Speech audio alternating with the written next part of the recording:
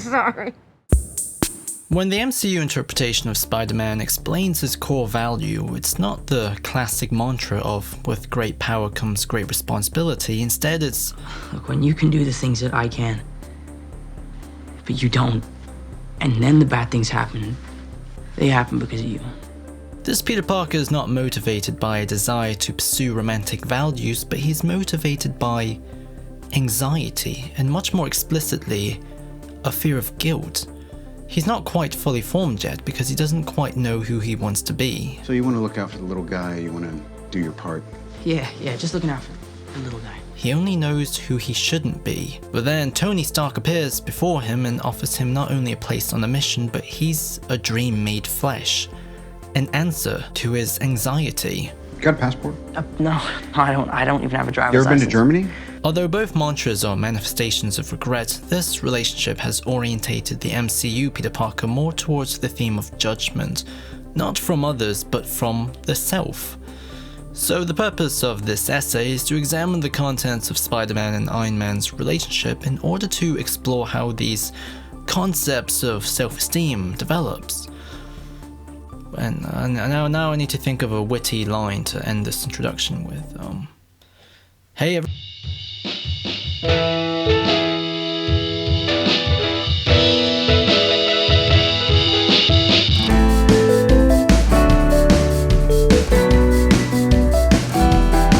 Yeah, Spider-Man! Before continuing, it's important to state that the definition of self-esteem that this essay refers to is Maurice Rosenberg's summary. When we speak of high self-esteem, then we shall simply mean that the individual respects himself, considers himself worthy. He does not necessarily consider himself better than others, but he definitely does not consider himself worse. He does not feel that he is the ultimate in perfection, but on the contrary, recognizes his limitations and expects to grow and improve. Low self-esteem, on the other hand, implies self-rejection, self-dissatisfaction, self-contempt. The individual lacks respect for the self he observes, the self-picture is disagreeable, and he wishes it were otherwise. I just thought I could work really hard and he would, but...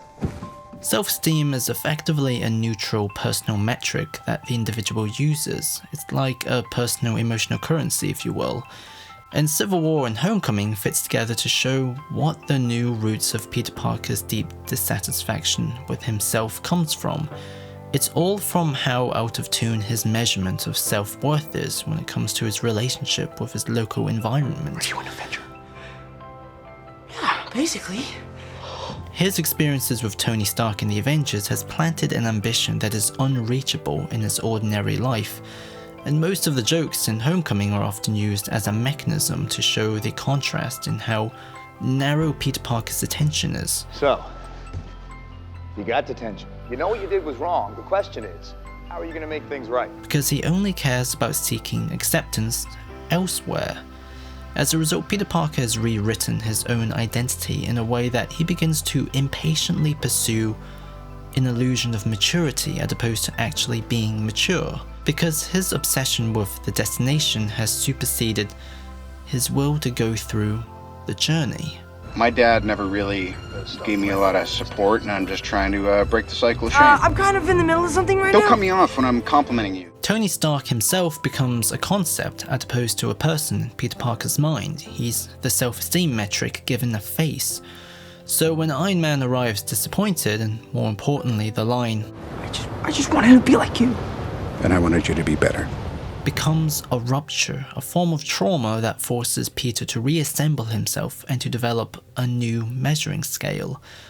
During the process of rebirth, he reconnects with the locality of his space and, more importantly, confronts Vulture, not out of the motive to use it as an opportunity to prove himself for someone else, but because he has to. It's a matter of personal conviction.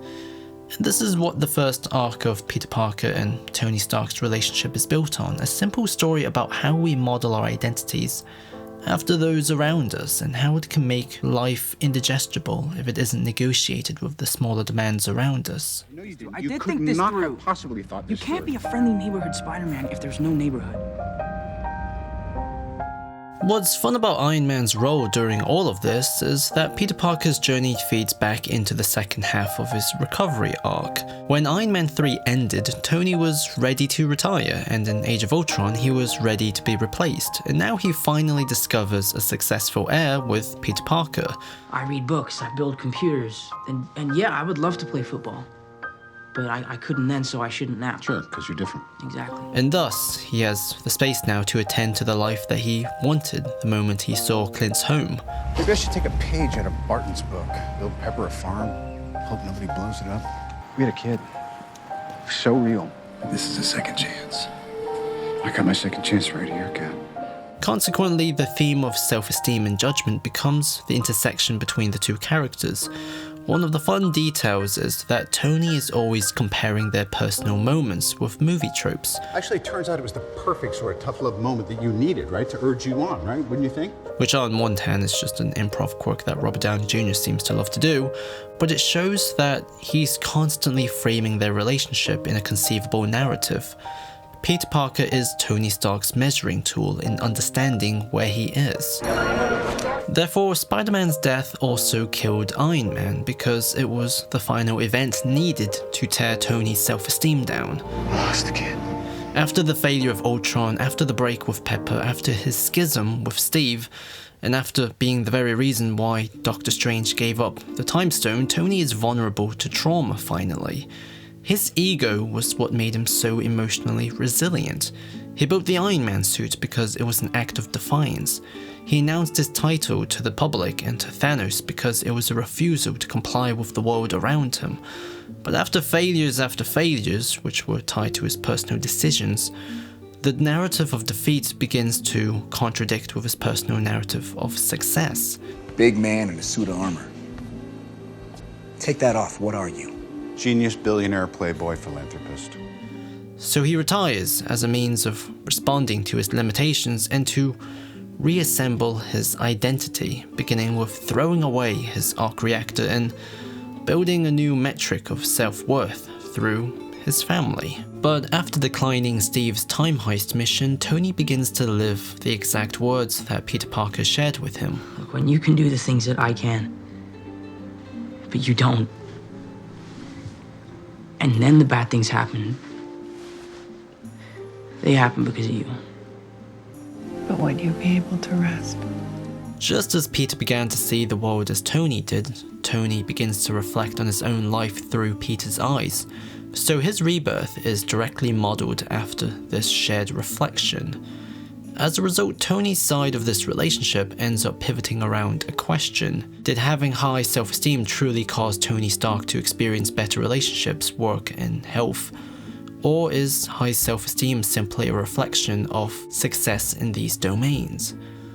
This is never truly answered because Tony never finds complete happiness. Underneath even his life with Pepper is an anxiety and feeling of restlessness. Despite being at a completely different stage in life than Peter Parker, the same dilemma of life becoming indigestible because of the difficulty in negotiating with big expected ideals and the smaller demands of life becomes apparent. The closest answer he can have is the wordless rest knowing that everyone is safe, including Peter Parker.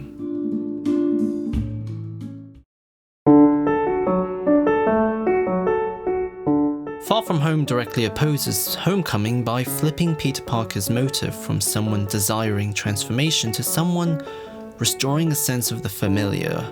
He misses Tony Stark, he misses the relevance of the small neighborhood against the crazy world of space and spy organizations, and he misses the simpler life of falling in love with girls. Therefore, he can't help but to constantly dismiss his own development. Right, so the world needs the next Iron Man, and it's not gonna be me. I mean, I'm a 16-year-old kid from Queens. It needs to be an adult with some experience. Judgment now comes in the form of nostalgia, to the extent that the love story with MJ offers a direct sense of emotional continuity. He's attracted to her precisely because he assumes she already liked him. Were you only watching me because you thought I was Spider-Man?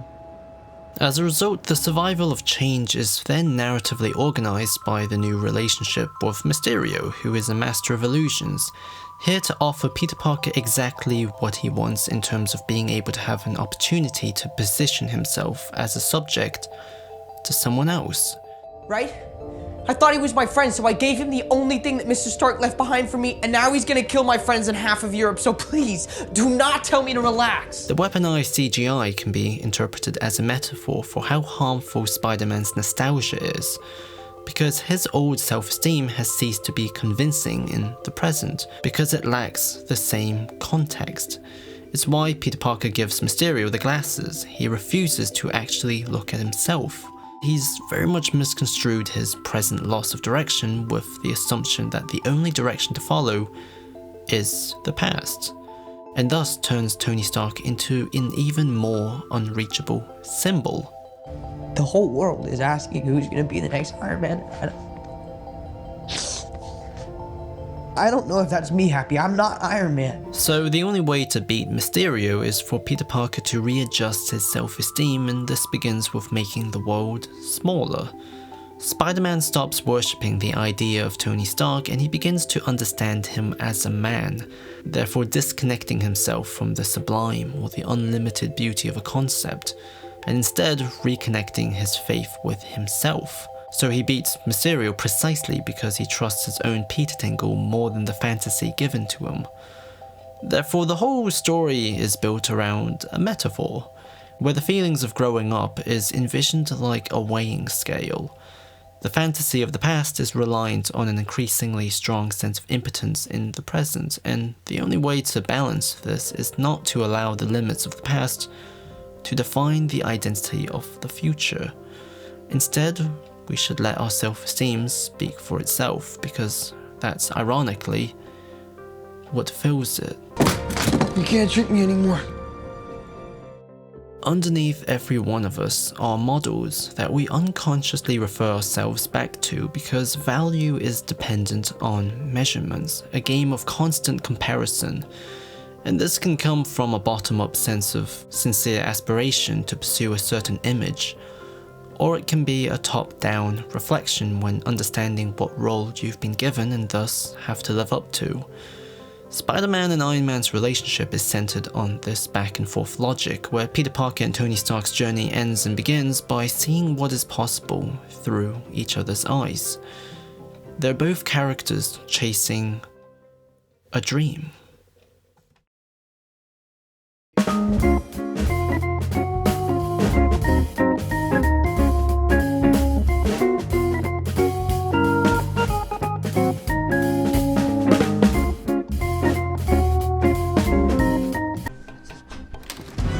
No, don't.